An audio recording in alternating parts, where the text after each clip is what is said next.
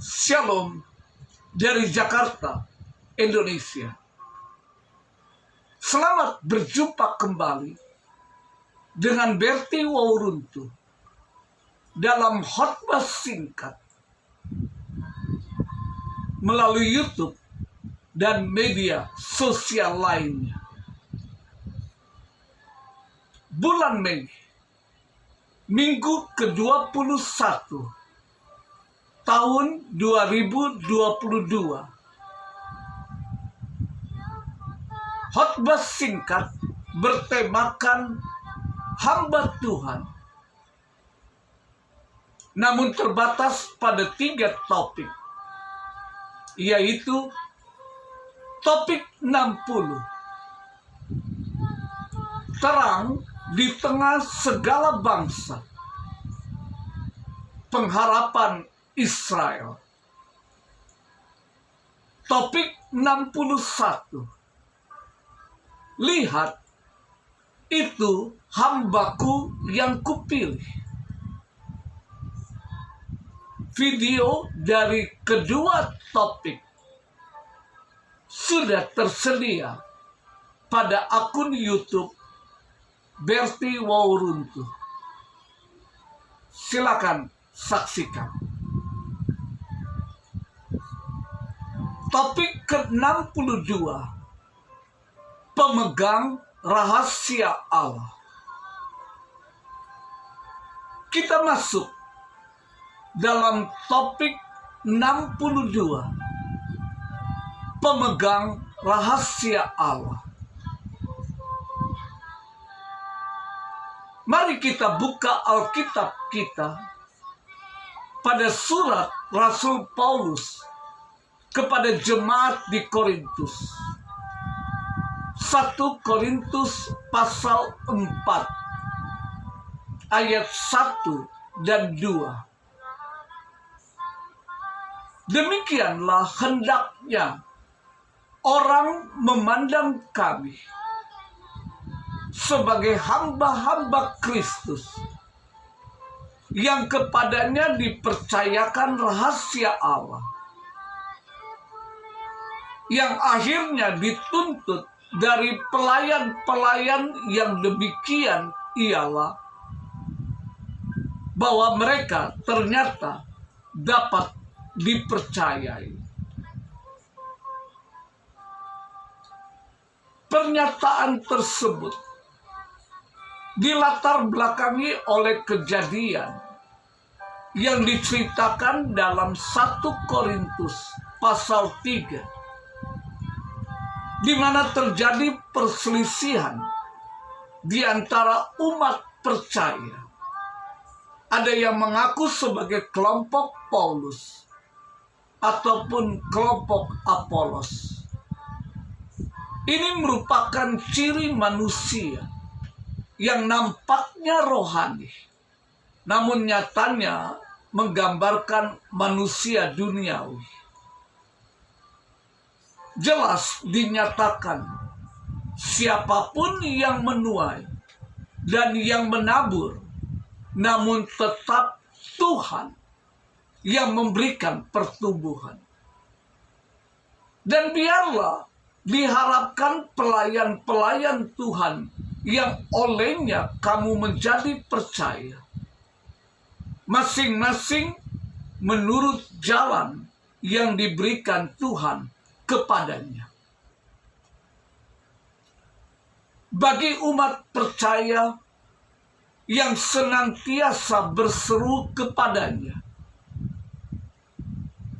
maka janji Tuhan akan menjawab dan memberitahukan kepadanya hal-hal yang besar yang tidak terpahami, yakni hal-hal yang tidak kamu ketahui sebelumnya. Semula rahasia, namun dibukakan secara khusus untuk umat percaya yang berseru. Berdasarkan kedua ayat pokok tersebut di atas, kita akan belajar satu teladan yang sangat berharga dari Rasul Paulus, yaitu tentang kesungguhan dalam menghidupi panggilan sebagai seorang yang percaya kepada Tuhan Yesus. Dalam hal panggilan sebagai seorang Kristen, kita akan belajar dari Paulus bagaimana dia menghidupi panggilannya dari Tuhan. Makna yang terkandung yang pertama, Allah lah yang mengutus Paulus untuk mengabarkan Injil. Paulus hanyalah hamba yang mau untuk setia diutus oleh Tuhan Yesus. Pengutusannya adalah untuk mengabarkan Injil. Adalah kasih karunia Tuhan, sehingga Paulus tidak tawar hati, tidak patah semangat menghadapi setiap tantangan atau kesulitan yang dihadapinya. Sebab yang mengutusnya adalah Tuhan. Makna yang kedua, apa yang Tuhan firmankan itu juga yang diberitakan oleh Paulus. Tidak ada kepalsuan atau sesuatu yang disembunyikan dari firman Tuhan.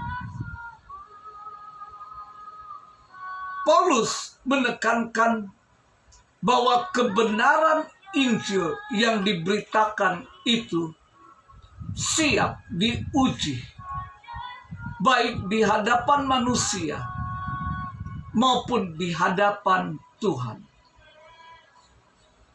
Maka Paulus tetap semangat memberitakan Injil, karena yang diberitakannya itu adalah berita kebenaran, tanpa ada yang ditutupi dari kebenaran firman Tuhan.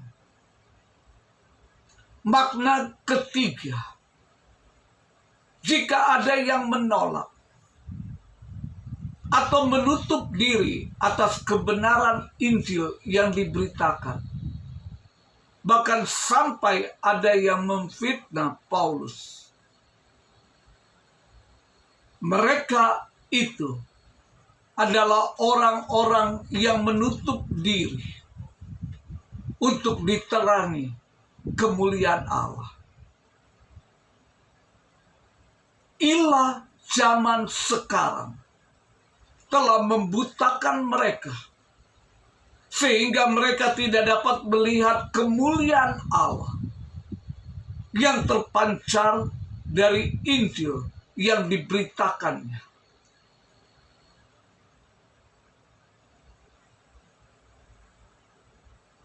Paulus sekali lagi tidak pernah patah semangat dalam memberitakan kebenaran Injil Kristus.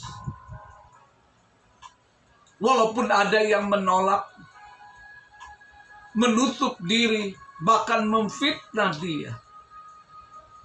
Sebab yang diberitakannya adalah Yesus Kristus sebagai Tuhan.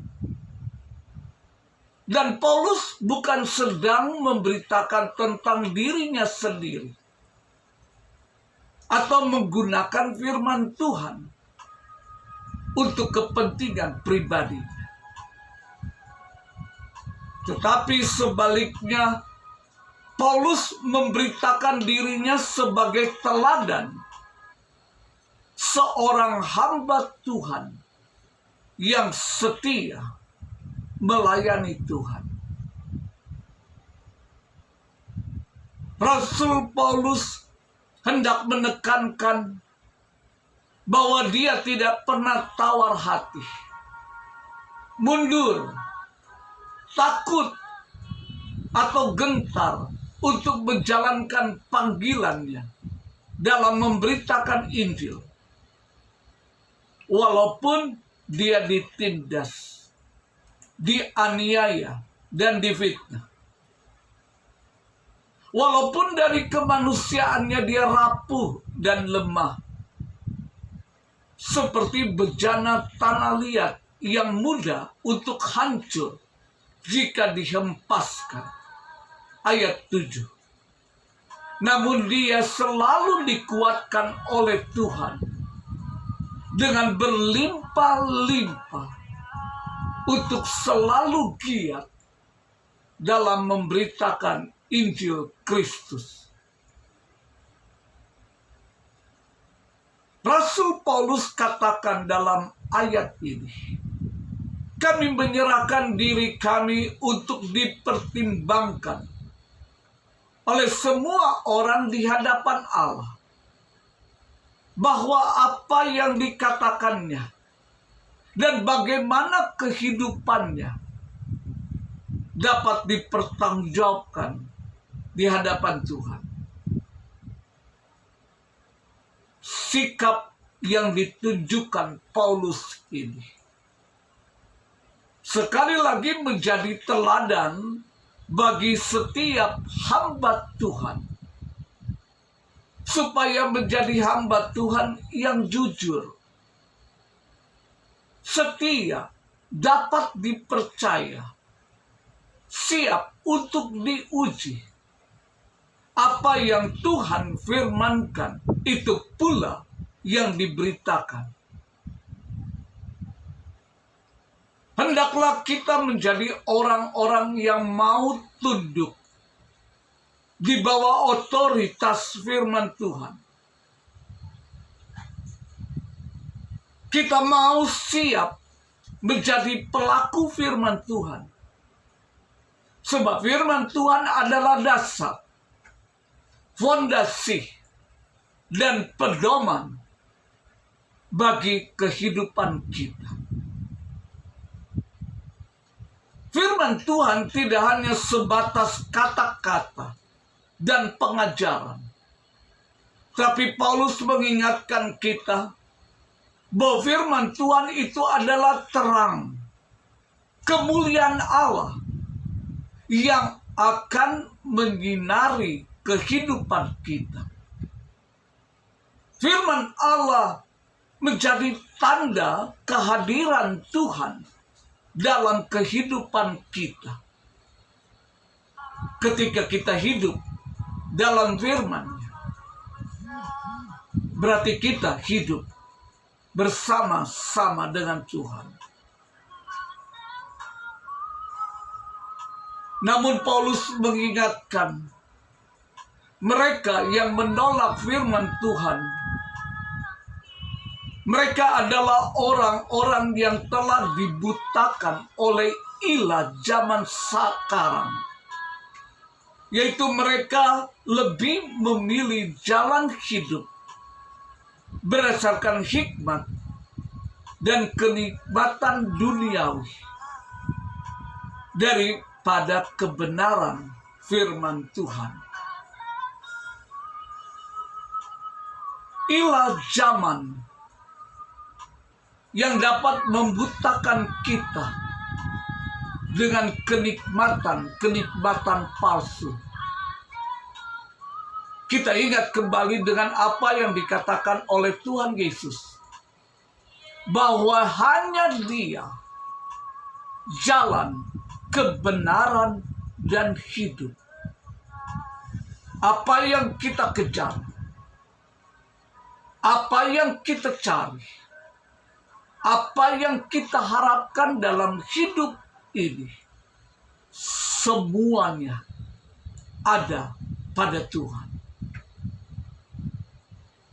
Semua yang kita cari, kita kejar, dan kita harapkan di luar Tuhan, hanya akan berujung pada kesia-siaan yang menuntun kita pada kebinasaan. Jangan pernah mencoba ini. Maka firman Tuhan mengajar kita saat ini Biarlah firman Tuhan senantiasa menerangi langkah juang hidup kita.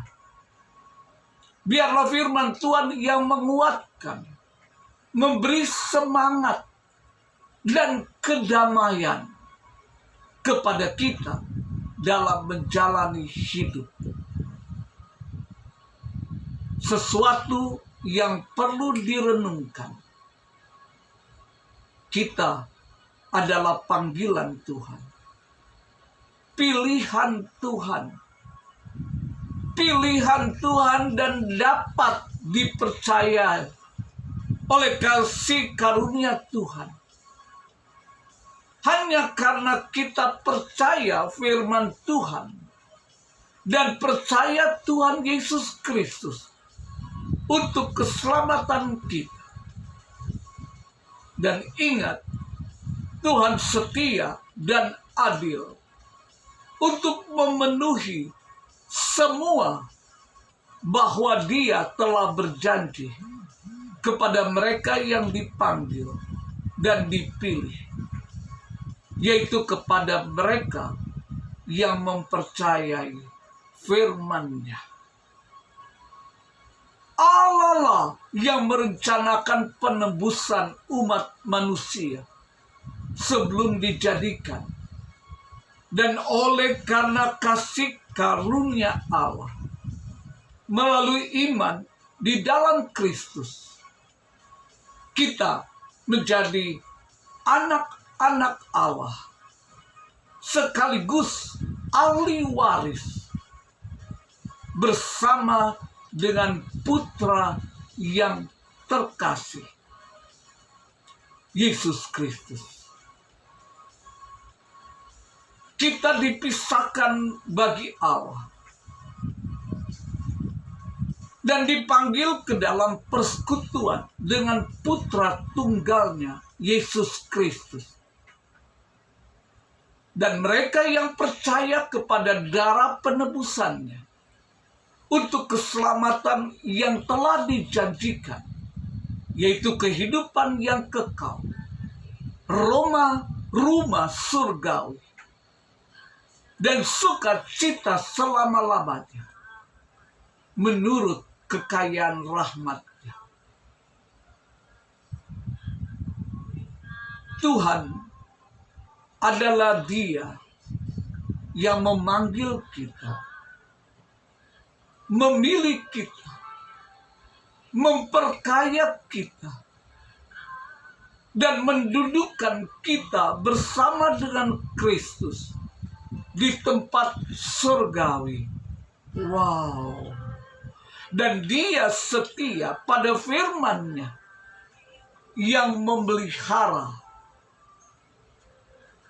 Bahkan ketika kita tidak terbukti setia kepadanya.